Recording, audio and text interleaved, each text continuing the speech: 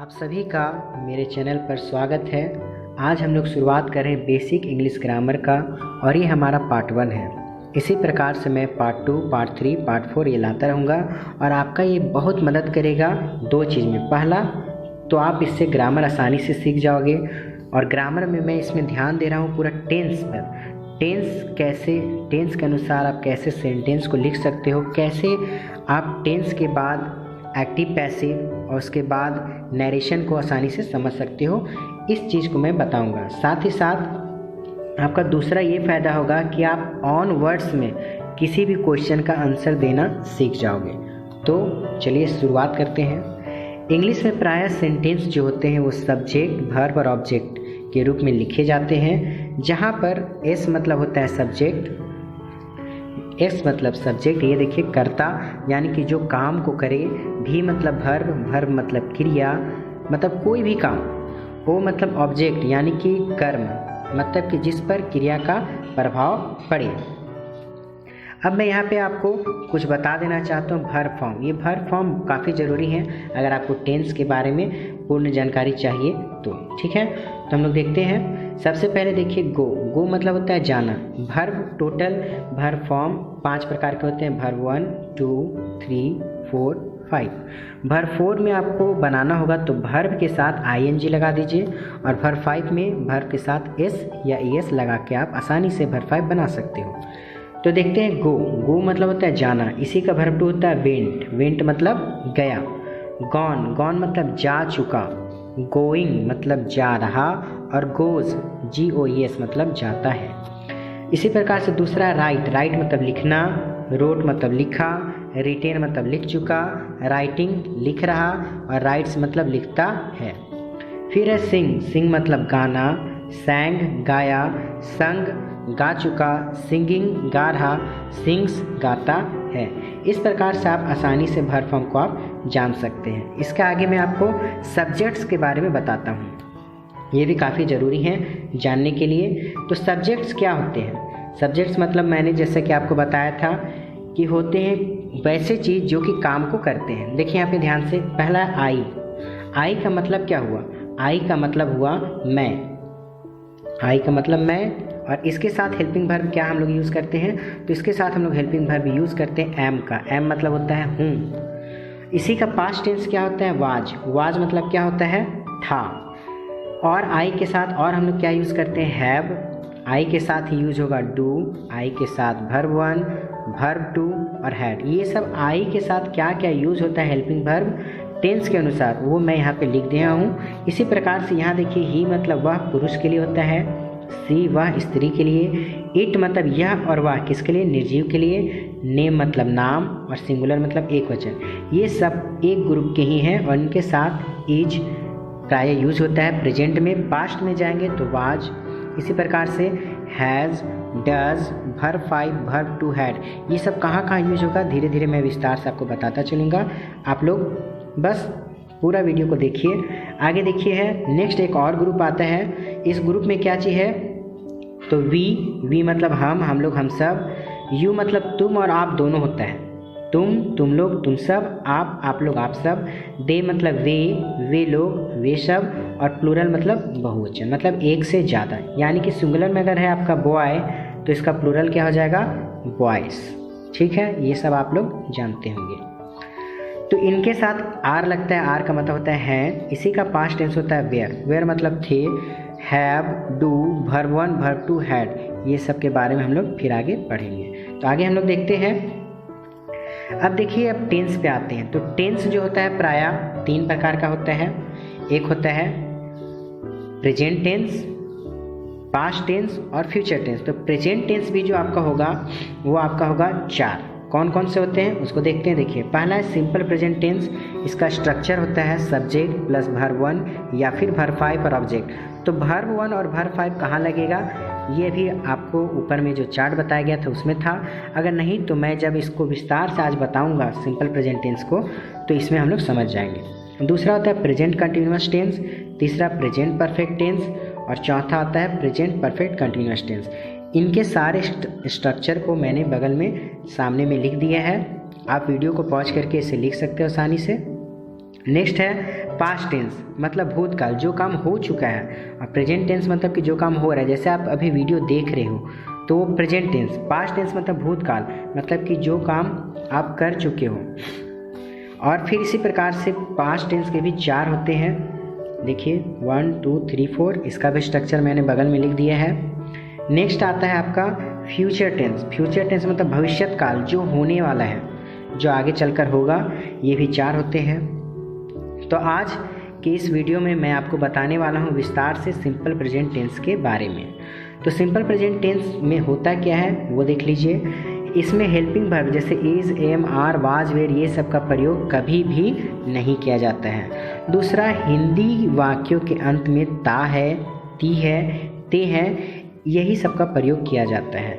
Next है आपका कि मैंने बोला था कि वर्ब 5 और वर्ब 1 कहाँ लगेगा, इसको बताऊंगा। तो देखिए वर्ब 5 लगता है ही, सी, इट, नेम, सिंगुलर। मतलब कि वैसे शॉर्ट में अगर आप याद रखिएगा, जिनका हेल्पिंग वर्ब इज होता है, जिनका हेल्पिंग वर्ब क्या होता है, इज, उन्हीं के साथ में वर्ब 5 लगता है। और उन्हीं के साथ डज लगता है। कब?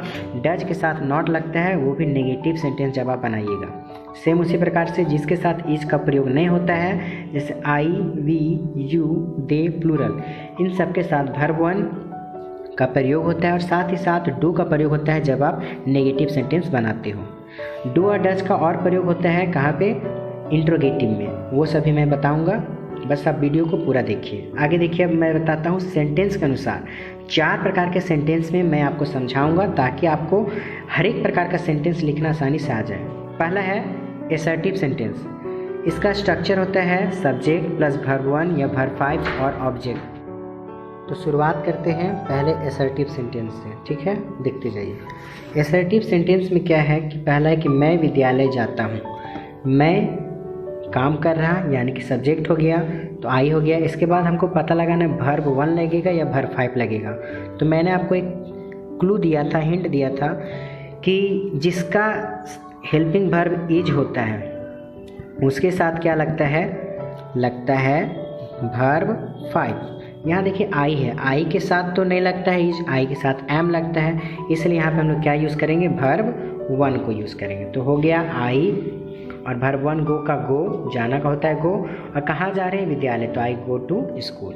नंबर 2 है राम विद्यालय जाता है। राम का राम हो गया, राम का हेल्पिंग वर्ब, राम के साथ क्या यूज़ करेंगे, इज, और इज के साथ क्या यूज़ करते हैं, वर्ब 5। तो Ram goes to school. Same way में वे लोग विद्यालय जाते हैं। वे लोग का क्या होता है इंग्लिश, दे। वे लोग का दे होता है, और दे के साथ हेल्पिंग वर्ब इज नहीं बल्कि आर होता है। इसी कारण हम लोग यहाँ पे वर्ब 1 को यूज़ करेंगे, दे गो टू स्कूल। ठीक है, आगे हम लोग पढ़ते हैं। अब दूसरा सेंटेंस है, देखिए आपका नेगेटिव, कि नेगेटिव में हम लोग कैसे यूज़ करते हैं। नेगेटिव सेंटेंस में सब्जेक्ट के बाद डू या डज लगाना है, और फिर वर्ब 1 ही रहेगा, इसमें 5 नहीं लगाना है, और फिर ऑब्जेक्ट। तो डू और डज भी आसान है, मैं फिर से बता देता हूँ कि जिसके साथ हेल्पिंग वर्ब इज लगता है उसमें क्या लगाते हैं हम लोग, डज, और बाकी सबके साथ डू। देखिए मैं विद्यालय नहीं जाता हूँ, यहाँ नहीं आ गया, तो मैं का आई के साथ हेल्पिंग वर्ब एम लगता है, इज तो है नहीं, इसलिए क्या लगेगा, do. I do not go to school. दूसरा है राम विद्यालय नहीं जाता, यहाँ राम है, राम का राम के साथ हेल्पिंग वर्ब क्या यूज़ करते हैं, इज, इसीलिए इसमें क्या लगेगा, does not. Ram does not go to school. Next है वे लोग विद्यालय नहीं जाते हैं, तो वे लोग का they do not go to school. अब मैं समझता हूँ कि आप लोग इसे समझ में आ रहा होगा धीरे धीरे कि कहाँ डू और डज का और कहाँ पे वर्ब 1 और वर्ब 5 का उपयोग करते हैं। नेक्स्ट है हमारा इंट्रोगेटिव सेंटेंस, जिसको कि यस नो क्वेश्चंस भी कहा जाता है। यस नो क्यों कहा जाता है, देखिए क्वेश्चन है कि क्या मैं विद्यालय जाता हूँ, तो इसका आंसर आप या तो हाँ में दोगे या ना में। क्या आप विद्यालय जाते हैं, आंसर यस या फिर नो, दो में से और कुछ तो होगा नहीं, इसीलिए इन प्रकार के क्वेश्चन को बोलते हैं यस नो क्वेश्चन। तो इसका स्ट्रक्चर होता है डू या डज, फिर सब्जेक्ट, वर्ब 1 और ऑब्जेक्ट, और लास्ट में क्वेश्चन मार्क लगाना जरूरी है। जैसे एक सेंटेंस है क्या मैं विद्यालय जाता हूँ, तो इसका बनेगा कैसे, पहले मैं को देखिए, मैं का इंग्लिश होता है आई, और इसके साथ हेल्पिंग वर्ब क्या लगता है, एम, तो एम के साथ तो डू लगता है, क्योंकि डज तो लगता है इसके साथ, तो do I go to school और अंत में क्वेश्चन मार्क। दूसरा देखिए, क्या मैं विद्यालय नहीं जाता हूँ, इसी में केवल आ गया क्या चीज़, नेगेटिव जुड़ गया है। तो फिर से मैं के आगे क्या लगेगा, डू, क्योंकि आई होता है मैं का इंग्लिश और इसका हेल्पिंग वर्ब एम होता है। तो डू आई, अब यहीं पे तुरंत नॉट लगा देना है, do I not go to school. Next है, क्या राम विद्यालय जाता है, तो does Ram go to school. Next देखिए, क्या राम विद्यालय नहीं जाता है, तो डज राम, यहीं पे नोट लगा देंगे, नॉट गो टू स्कूल। ठीक है, आगे देखिए, अब है हमारा WH क्वेश्चन। आज का आखिरी टॉपिक हम लोग देख रहे हैं WH क्वेश्चन। WH क्यों कहते हैं, क्योंकि इन वाक्यों की शुरुआत पर आया what, where, who, how, why, when इत्यादि से किया जाता है, जिसमें शुरू के 2 वर्ड देखिए WH होते हैं। अब हाउ में बोलिएगा कहाँ है सर WH, तो W और H तो है, मतलब जिनसे प्रश्न पूछा जाए उसको कहा जाता है WH क्वेश्चन। ठीक है, देखिए इसका स्ट्रक्चर क्या होता है, तो WH पहले आएगा, फिर बाकी सेम इंट्रोगेटिव वाला ही, do does, subject, verb 1, object और अंत में क्वेश्चन मार्क। तो राम क्या खाता है, अब देखिए बीच में क्या आ रहा है, एक चीज़ और बात है कि उसमें क्या पहले आता था, इसमें देखिए बीच में आ गया, राम क्या खाता है, तो क्या का इंग्लिश होता है वाट, अब राम के साथ तो डज लगता है, वाट डज राम इट, कितना ईजी है। वे लोग कहाँ जाते हैं, क्वेश्चन किससे पूछा जा रहा है, कहाँ से, कहाँ का English where do they go. Next देखिए, सीता कैसे एक गाना गाती है, कैसे का English how does Sita sing a song. और आखिरी कि कुत्ते क्यों भौंकते हैं, तो क्यों का क्या इंग्लिश होता है वाई डू डॉग्स बार्क। यहाँ पे देखिए डॉग्स क्या है, प्लूरल है, किसका, डॉग का, डॉग सिंगुलर होता है और डॉग्स प्लूरल है, इसीलिए यहाँ पे क्या लगा do, why do dogs bark. तो मैं आशा करता हूँ आपको ये वीडियो काफ़ी हेल्प करेगा आपका ग्रामर को बढ़ाने में।